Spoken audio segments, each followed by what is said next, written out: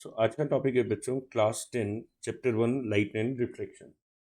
ठीक है, लाइट ही हमारी ज़िंदगी में है जो हमें सब चीज़ें दिखाती है। मतलब हम बचपन से लाइट का सुनते आ रहे हैं, बल्ब जला लाइट आई, फ़ोन की लाइट, टीवी की light, sun light, there are lot of lights.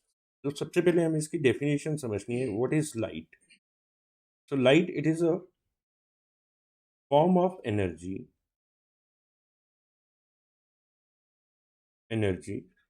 which produce the sensation of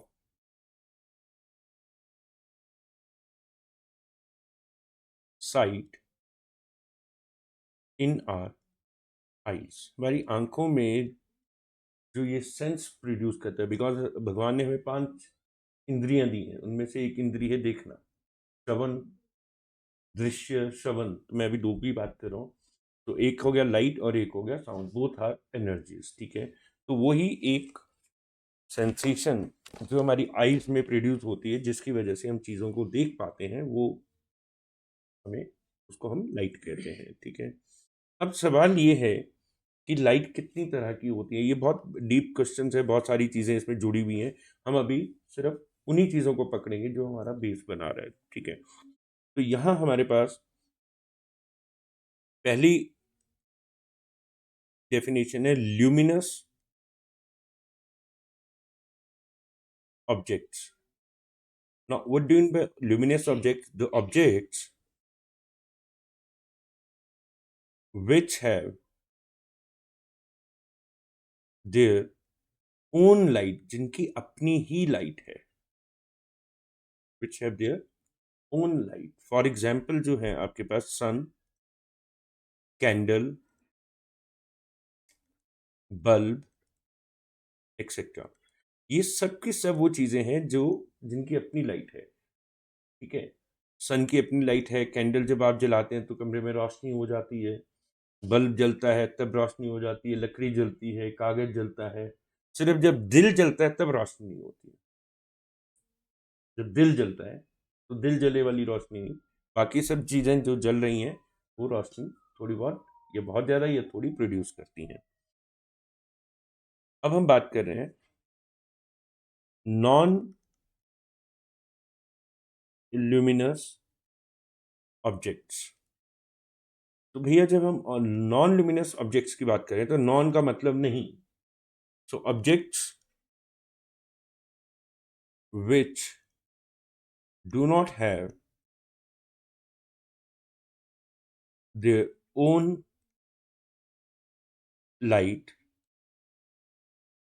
but यहां एक डेफिनेशन में और जुड़ेगा, but they reflect the light coming from some source of light. तो जितने ल्यूमिनस ऑब्जेक्ट्स होते हैं उनको हम सोर्स ऑफ लाइट भी बोलते हैं। ठीक है, तो वो सारी ऑब्जेक्ट्स जो खुद लाइट को, जिनकी अपनी खुद के पास लाइट नहीं होती है, तो जितने भी ऑब्जेक्ट्स जिनके पास अपनी लाइट नहीं होती है उनको हम बोलते हैं non luminous object, non luminous objects. और वही लाइट को, दूसरे की लाइट को इमिट करते हैं। तो हमारे आसपास अगर आप, हाँ, अगर हम अपने आसपास देखें तो हमारे पास बहुत सारे एग्जाम्पल मिल जाएंगे, जैसे कि table, chair, you, we, everything around us, वो सारे के सारे ऑब्जेक्ट्स जो लाइट को, दूसरे की लाइट को इमिट करते हैं। जैसे मान लो किसी कमरे में अंधेरा हो जाए तो हमें ऑब्जेक्ट्स नहीं दिखेंगे। वो क्यों नहीं दिख रहे हैं? क्योंकि वो तो तब दिखेंगे जब उनके ऊपर लाइट गिरेगी और हाँ, वो लाइट हमारी आईज में आएगी। ठीक है, तो they do not have their own light. ये डेफिनेशन जो थी हमारी, ये फिलोसफिकल डेफिनेशन थी। अब जरा टेक्निकल डेफिनेशन को पकड़ लेते हैं। तो टेक्निकल डेफिनेशन में क्या है? A light is, it is a form of energy in the form of electromagnetic, waves in the form of electromagnetic waves having very short wavelength, having very short wavelength, ठीक है, within the range of within range of 400 nanometer to 700 nanometer, ठीक है. It can travel through medium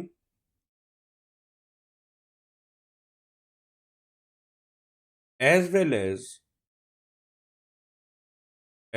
in vacuum. So we another way we can say, हम एक और तरीके से ये भी कह सकते हैं कि लाइट को ट्रेवल करने के लिए कोई भी मीडियम की ज़रूरत नहीं होती है, बिकॉज वो वैक्यूम में चलता है. नाउ अब वो चल रहा है तो उसके साथ स्पीड होनी चाहिए. तो हमें यहाँ लिख याद रखना है कि speed of light is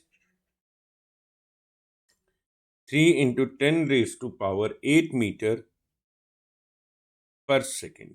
this is 10⁻⁸ metre per second. तो बहुत तेज स्पीड है ये, लेकिन ये हमारे लिए, जब हम इसको यूनिवर्स में देखेंगे तो ये किसी और वे में फ्लो भी होती है, ठीक है, उसके कंपैरिजन में. ठीक है, तो ये अगले आने वाले चैप्टर्स में, पार्ट्स में मैं आपको बताऊंगा कि कैसे लाइट जो है वो अलग अलग कंपैरिजन ऑब्जेक्ट के हिसाब से वो कम या ज़्यादा होती है. मतलब उसकी वैल्यू, न्यूमेरिकल वैल्यू नहीं कम होती है, पर देखने का नज़रिया और उसको फील करने का नज़रिया बदल जाता है. ठीक है, वो हम बात में करेंगे. अब हम बात करते हैं the light always travels in straight line. ये बहुत इंपॉर्टेंट पॉइंट है. जो लाइट है वो बिल्कुल स्ट्रेट लाइन में ट्रेवल करती है from one point two another. ठीक है, अब यहां एक बात आ जाएगी, ray of light. This is also technical term, ray of light. So what is a ray of light? It is a straight path through which the light travels from one point to other. From one point to other. मतलब light जो है वो एक point से दूसरे point पे जो travel करती है, लाइक दिस. तो अब हम इसमें यहाँ ये एरो लगा देते हैं. इस एरो का मतलब है कि ये या इस ए पॉइंट से बी की तरफ को मूव कर रही है. तो दैट इज कॉल्ड रे. ठीक है, एंड बीम ऑफ लाइट, हम बीम ऑफ लाइट को भी पकड़ लेते हैं. तो what is a beam of light? It is the bundle of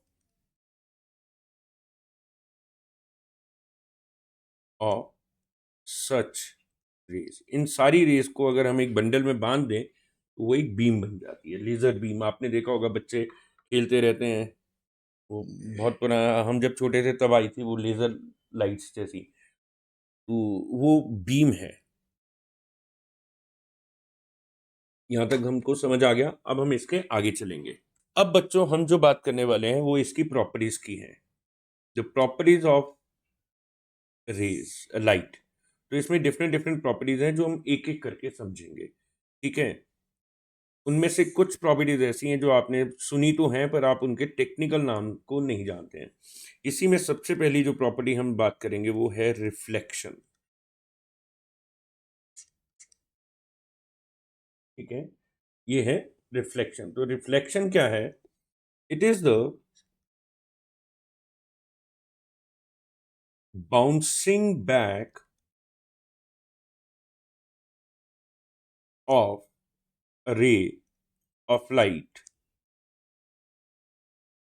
from bouncing by of a light from a surface in the same medium, ये ध्यान रखना आपको, मीडियम का ये कॉन्सेप्ट बहुत ज़रूरी है, क्योंकि आगे आप एक और प्रॉपर्टी आप पढ़ोगे, रिफ्रैक्शन। तो when we talk about refraction, तो वहाँ दो मीडियम्स की इन्वॉल्वमेंट होती है। यहाँ कितने की इन्वॉल्वमेंट है? यहाँ सिर्फ एक की है। ठीक है, अब हम चलते हैं आगे। It is the bouncing bank of a ray of light from a surface in the with in the same medium. ठीक है, अब आगे आ रहा है रिफ्लेक्टर। इसमें टेक्निकल शब्द हो जाएंगे। पहला है reflector. So what do we mean by reflector? The reflection जो होता है बेटा, ये कॉन्सेप्ट है, इसको हम फिनोमिनॉन बोलते हैं basically. Concept, reflector is an object. ये रिफ्लेक्टर जो है ऑब्जेक्ट है। किसी भी रिफ्लेक्शन को होने के लिए कुछ चीजों का होना जरूरी है। फिजिक्स में किसी भी फिजिकल फिनोमिनॉन को होने के लिए कुछ चीजों का होना जरूरी होता है। उन्हीं चीजों में से पहली है रिफ्लेक्टर। वो एक रिफ्लेक्टर एक ऑब्जेक्ट है। So what is a reflector? It is a smooth polished and shining surface and shining surface which reflects most of the light। यहाँ ये चीज समझनी जरूरी है कि जरूरी नहीं कि सारी की सारी लाइट रिफ्लेक्ट हो जाए। सारी की सारी लाइट, कुछ मैक्सिमम लाइट जो रिफ्लेक्ट कर देता है, दैट इज कॉल्ड रिफ्लेक्टर। तो इसमें से आपके पास एग्जाम्पल के लिए हैं silver, aluminium. Silver and aluminium reflect 96% of light. वो इतनी लाइट को रिफ्लेक्ट कर देते हैं। ठीक है जी, अब सेकेंड थिंग है mirror. So what is mirror? अब ये वो सिंपल सा शब्द है जो हम बचपन से पढ़ते आ रहे, देखते आ रहे। शीशा, आजकल, पहले लड़कियां सारा दिन शीशे पे रहती थी, अब लड़के सारा दिन शीशे के सामने बनते संवरते रहते हैं। तो मिरर, तो इसको समझ लेते हैं। It is a glass sheet having a uniform thin layer of silver metal। ठीक है जी, thin layer of silver metal on one side, एक साइड पर होती है। जैसे मान लो मैंने ये ले लिया एक, एक मिनट, इसकी इससे नहीं, हम लाइन ले लेते हैं। तो हमने एक लाइन ले ली, ये, और एक और ले ली, ये एक थिन शीट ले ली हमने। ठीक है जी, अब हमने क्या किया, इसकी एक साइड पे हमने सिल्वर लगा दिया। सिल्वर की बहुत पतली सी लेयर लगा दी इसके ऊपर। ठीक है, अब क्या हो जाएगा, एक सरफेस जो हो जाएगा जिसपे हमने वो थिन लेयर ऑफ सिल्वर लगाई है, उसको हम रिफ्लेक्टिंग सरफेस बोल देते हैं। क्या बोल देते हैं? शीशा जब आपने देखा होगा तो वो यूं मोटा से एक लाइन लगी होगी, इसके पीछे सिल्वर लगा होता है। ठीक है, लेकिन हम एग्जाम में मतलब या कॉपी पे कैसे शो करें, तो हम ये ऐसे लाइनें लगा देते हैं इसमें। तो इसका मतलब है this is your reflecting surface, this is your reflecting surface. तो अगर रे यहां से जाएगी तो वो बाउंस बैक नहीं करेगी, अगर रे यहां से जाएगी तो वो बाउंस बैक करेगी। तो इस तरीके को हम, इसको हम मिरर बोलते हैं। लुकिंग ग्लास इसका एग्जाम्पल है, जैसे हम करते हैं। ठीक है, ये तो हमारे पास सिंपल हो गया। अब हम इसको टेक्निकल टर्म्स में ले जाते हैं, जो भी हमने समझना है। हमें मिरर समझ आ गया, हमें रिफ्लेक्टर समझ आ गया, हमें रिफ्लेक्शन समझ आ गई। अब हम कर रहे हैं,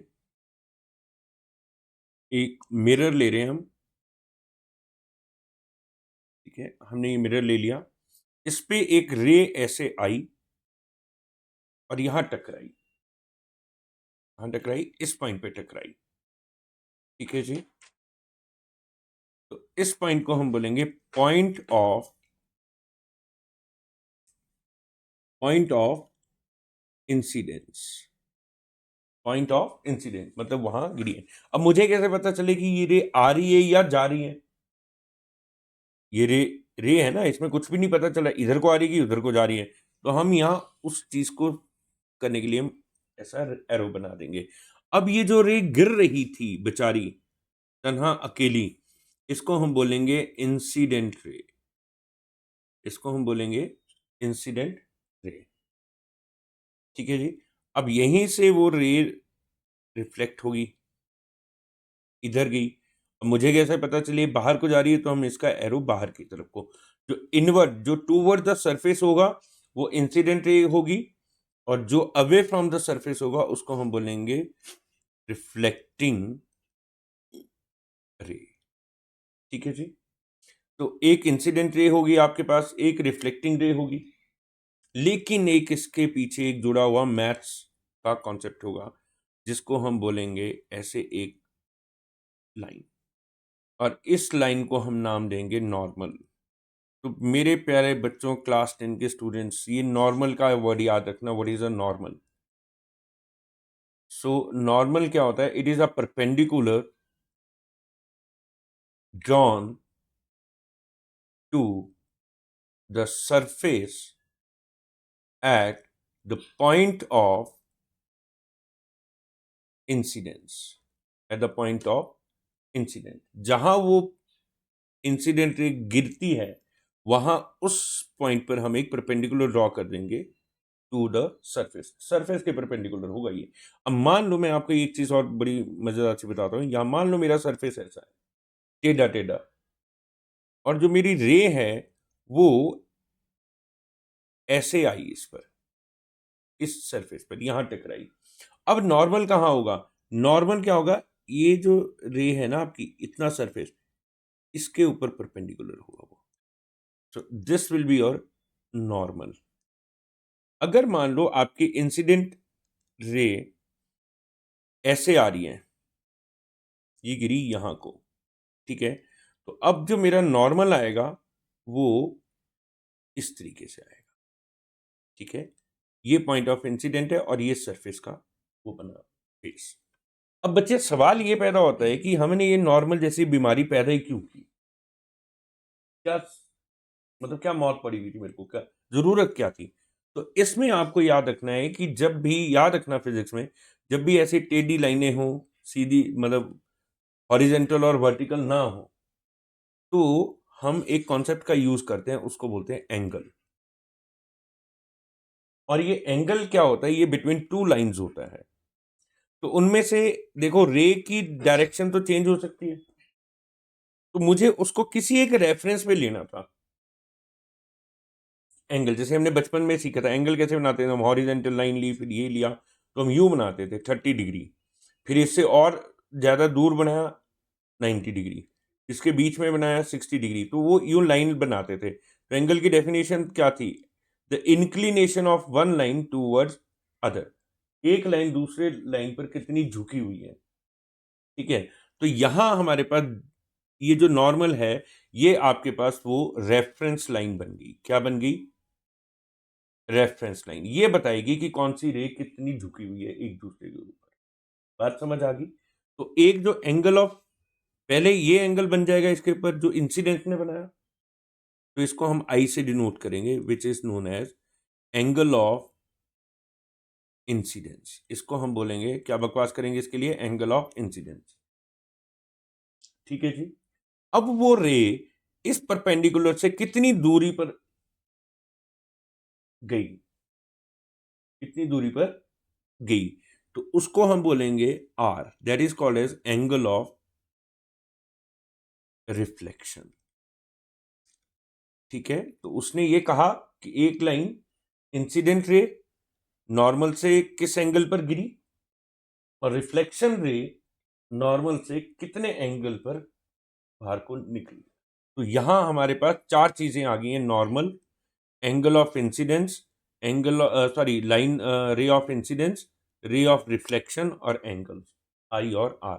तो जब ये सारी चीजें होगी तो फिजिक्स ने कहा कि यार ऐसे बात नहीं बनेगी, ये तुमने बोल तो दिया, पर फिजिक्स और मैथ्स तो पॉइंट्स पर, फैक्ट्स पर चलते हैं। ऑब्जर्वेशन निकाली उन्होंने, तो उस ऑब्जर्वेशन को उन्होंने एक्यूमुलेट किया, इकट्ठा मिलाकर बोल दिया लॉज ऑफ रिफ्लेक्शन। तो उनको उन्होंने बना दिया लॉज ऑफ रिफ्लेक्शन। तो हम यहाँ लिख रहे हैं लॉज ऑफ रिफ्लेक्शन। ठीक है, तो मुझे अब ये डायग्राम हम दोबारा बनाएंगे। सो अब हमने ये बना लिया, यहां हम इस रे को बोलते हैं इंसिडेंट और इस रे को बोलेंगे रिफ्लेक्शन। सो ये एंगल इसने इसके साथ बनाया आई और इसके साथ बनाया उसने आर। ठीक है, ये दो चीजें आ गई हमारे पास। तो ये ray of light, ray of incident ray होगी, रिफ्लेक्टिंग रे होगी, ये नॉर्मल हो गया आपके पास। तो पहला लॉ क्या बोलते हैं, द इंसिडेंट रे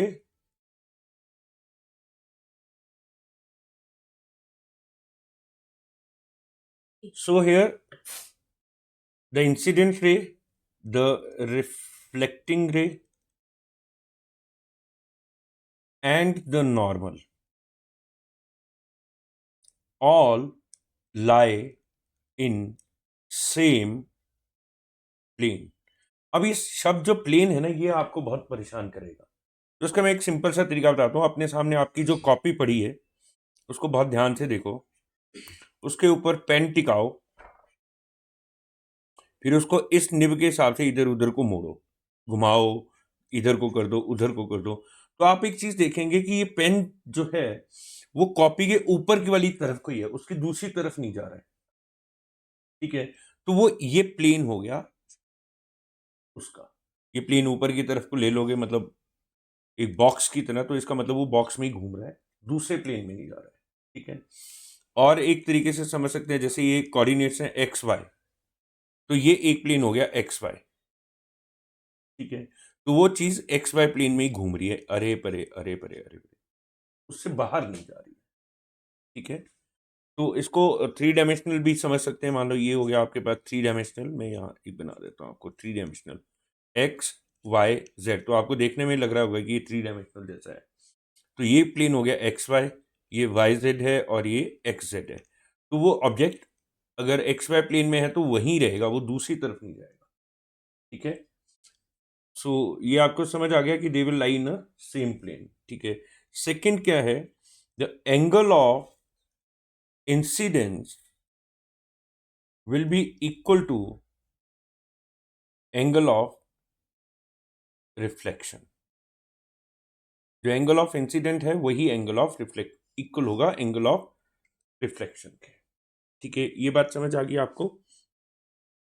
अब यहां से कहानियां शुरू होती हैं इमेज की। ठीक है, क्योंकि जब रिफ्लेक्शन है तो इमेज भी होगी। ठीक है, तो ये कैसे होती है ये ध्यान से रखना। जब आप शीशा देखोगे, अपने आगे शीशा रखो, तो आपको आपका ही एक इमेज दिखाई देगी, आप जैसे ही एक शख्स अंदर दिखाई देगा। तो ये तो हम पढ़े लिखे हैं, तुम्हारे को पता है इमेज है। नहीं तो अगर आप डॉग के आगे रखोगे तो उसको एक और डॉग कंसीडर करेगा, उसको ये पता नहीं चलता कि मैं ही हूं, क्योंकि उसने खुद को तो कभी जिंदगी में देखा ही नहीं है। तो वो उसी पर भौंकता है। क्यों भौंकता है? क्योंकि वो उसकी इमेज वहां है। Got it? तो अब जब हम इमेज की बात करते हैं, यहां आपको दो चीजों को समझना पड़ेगा। Image, now what is image? we have two types of images, first is real and second is virtual। ठीक है, सो रियल और वर्चुअल ये पूरा कहानी इसी चैप्टर में चलती रहेगी। इसको बहुत अच्छे से समझना है। कब होती है रियल इमेजेस? तो अब हम लिखते हैं when light rays, when the light rays from an object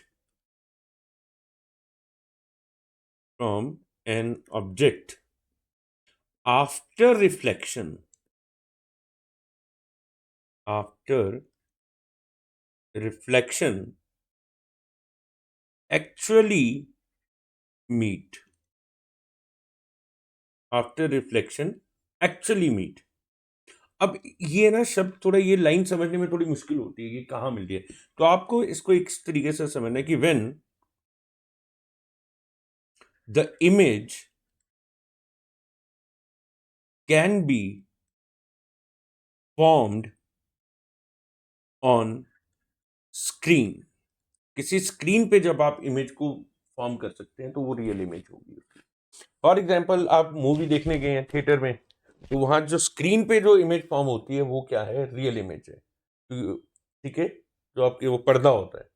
ऐसे ही आपके स्कूल में ऑडिटोरियम में आपके वहां प्रोजेक्टर लगा होगा, तो प्रोजेक्टर से जो इमेज वहां बन रही है वो रियल होती है। ठीक है, उसके बाद ये यूजुअली मिरर और लेंस से बनाते हैं, लेकिन इसको दिमाग में नहीं रखना कि किससे बनाते हैं, क्योंकि लेंस से भी आपके पास दो तरह की बन सकती हैं। तो वर्चुअल इमेज ये कब होती है, when light rays after reflection appears to meet appears to meet but they do not actually meet, पर वो एक्चुअल में मीट नहीं करते हैं। ठीक है, वो एक्चुअल में मीट नहीं करते हैं। And this the virtual image, अभी ये पॉइंट आपको बहुत इंपॉर्टेंट है, the virtual image can not be obtained on screen, वो स्क्रीन पे नहीं भैया आप फाइंड आउट कर सकते हो। ठीक है जी, तो कैसे, जैसे आपने शीशे में अपनी इमेज देखी तो वो वर्चुअल है, क्योंकि आप उसको स्क्रीन में नहीं निकाल सकते आप। ठीक है, और वहीं लेंस के थ्रू जब आप देखोगे अपनी इमेज को तो वो रियल हो जाएगी, क्योंकि वो स्क्रीन पे आपके फॉर्म होती है। तो यहाँ जाकर हमें दो तीन चीजें समझ आ गई हैं कि हमें क्या क्या करना होता है। अब हम इसमें नेक्स्ट पार्ट में जब हम करेंगे तब हम इसमें शुरुआत करेंगे स्फेरिकल मिरर्स। ठीक है, और the properties of plane mirror, जो नेक्स्ट टॉपिक होगा उसमें हम लिख देते हैं क्या क्या समझेंगे उसमें। Images formed by plane mirror, second हम डिस्कस करेंगे स्फेरिकल मिरर्स, और उन इन दोनों का इंट्रोडक्शन होगी। इससे ज्यादा नहीं पढ़ेंगे ताकि आपको इतनी नॉलेज ना दे दूं मैं कि तुम मेरे को ही समझाने बैठ जाओ। नहीं नहीं, उसका मतलब है बहुत ज्यादा नॉलेज नहीं, थोड़े थोड़े स्टेप समझेंगे, क्योंकि अब जो कॉम्पिटेंसी बेस्ड क्वेश्चंस आएंगे वो पुरानी तरह के नहीं आएंगे, जहां वो जो रटे रटाए क्वेश्चन थे वो आते थे, बच्चे लिखते थे। अब आपको आपका दिमाग लगाना पड़ेगा। तो आपको क्या करना है, इस टॉपिक को जितना मैंने पढ़ाया है इसको और एग्जैगरेट करके आप पढ़ो, समझो, तो उसके बाद हम चलेंगे। ठीक है, थैंक यू।